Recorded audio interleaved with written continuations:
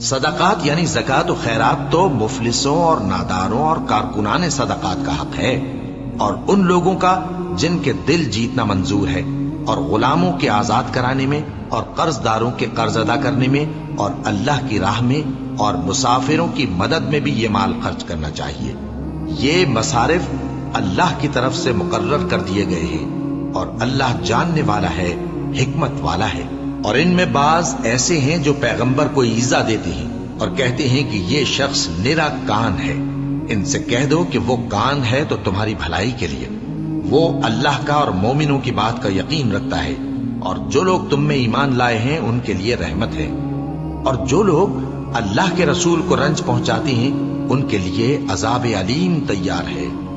مومنوں، یہ لوگ تمہارے سامنے اللہ کی قسمیں کھاتے ہیں تاکہ تم کو خوش کر دیں، حالانکہ اگر یہ دل سے مومن ہوتے تو اللہ اور اس کے پیغمبر اس بات کے زیادہ حقدار ہیں کہ یہ انہیں خوش کرے۔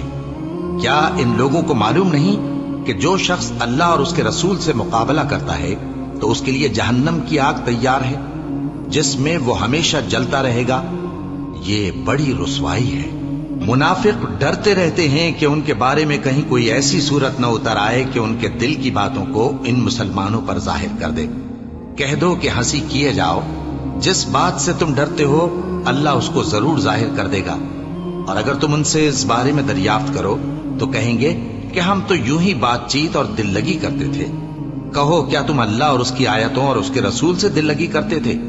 عذر مت پیش کرو، تم ایمان لانے کے بعد کافر ہو چکے ہو۔